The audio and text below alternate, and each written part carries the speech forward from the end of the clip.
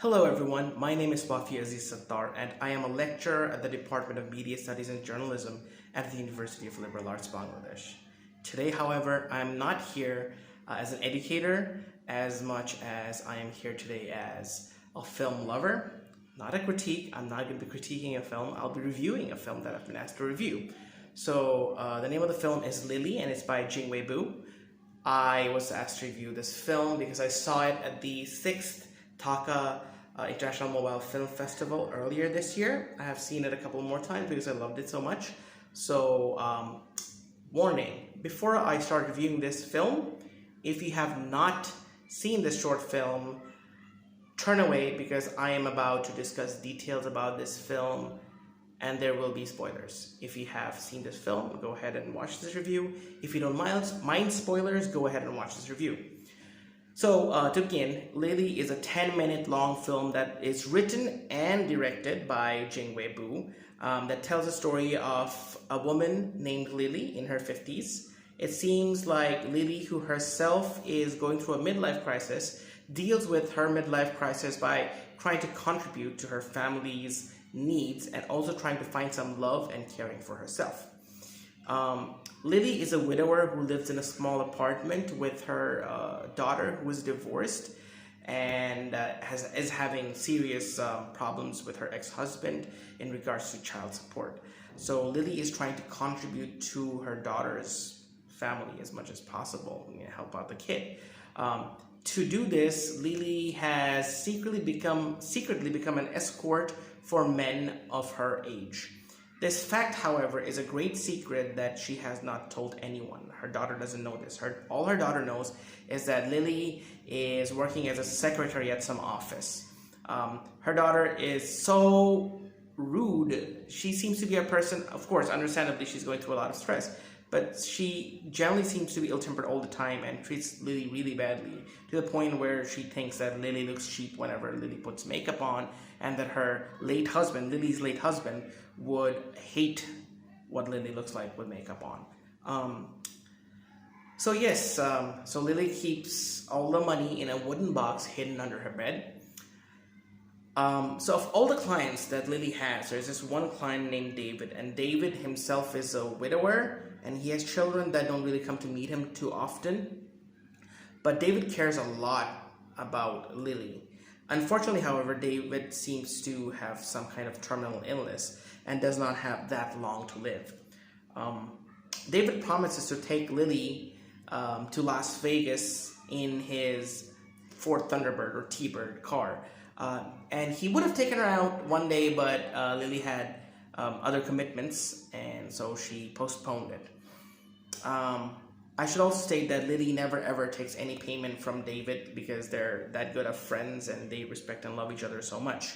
So anyways, one day upon returning from a visit to one of her clients, and I think his name was Thomas, as Lily is about to put the money away in the wooden box, the secret wooden box under the bed, she sees that the wooden box is gone, and then she turns around and there is her daughter, Catherine, and Catherine is super angry, and Catherine has figured out because Catherine has found her in a pocketbook or something with all the clients' names, and Catherine knows that her mom's other name is Lily. Her mom's pseudonym is Lily. So anyways, Catherine gets so angry she asks Lily to leave. And as Lily is gathering her stuff and about to leave, she gets a phone call from David. David is in the hospital. So Lily rushes to the hospital and finds that David is terminally ill. He's going to expire any moment now. So just like little kids playing, David promises to keep the promise. Yeah. Tries to keep the promise to Lily and takes her out on an imaginary drive in his Thunderbird. So they're in the hospital bed and they're like driving down.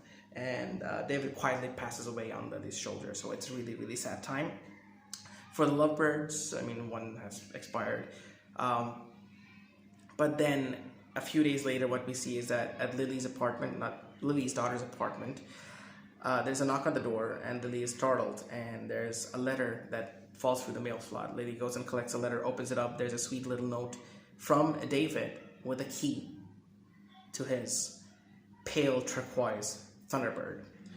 So anyways, Lily, when she opens the door, she doesn't see anyone. And all Lily does is, we see her basically drive down to a beach and then drive off into the sunset kind of a situation, right?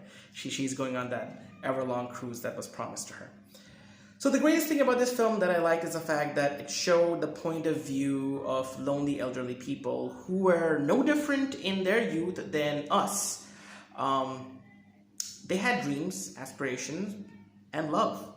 They wanted to live the good life, a life that didn't have emptiness and loneliness. It had happiness, Yet, like is the reality, they put all that away at a certain point in time and started a family. And for that family, they had to sacrifice all of this, and the family grew together. They had their ups and downs and chaotic changes with losses by death or by separation. So this film actually empathizes with the lonely, with the senior citizens among us. As we, as people, get older, we all wish to go back to a certain point in our youth or relive that thrill. And it is within that thrill that Lily finds her freedom, with or without a partner, which is a sad part, but at least she found her freedom, and that's the greatest thing about the film that I like. The other thing is, in terms of technicality, the cinematography was decent, the sound was good, the set design was good, and as one would expect from a film like this, a short film anyways. But what stood out to me the most was the acting of the main cast. So Christopher Callan, who played the character of Lily, was so genuine. The audience would actually empathize with the character and feel one with her character. Christina Morel, who plays Catherine, the daughter of Lily, is extremely believable. So believable that you would start, when you watch the film, you would start actually disliking her. Disliking the character she's playing. She was so genuine. David, played by Don Balderramos, was a soft and gentle man, a perfect foil to the ever so strong but soft-hearted Lily. One of the things that I liked the most about this film, and this was basically very subtle, but it was subliminal and subtle, but it was so effective. One of the things that I liked the most about this film is that Lily's name, the name Lily, is actually a pseudonym that Lily used only for the clients. We never get to find out her real name.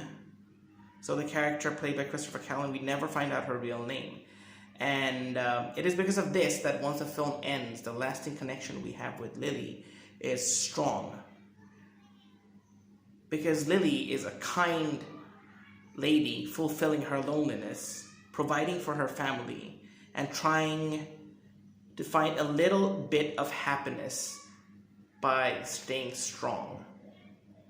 It's a very powerful film. It's a short film, 10-minute film, but the more somebody watches it, watch it 3 times and you would understand the power of the film. It's an amazing film.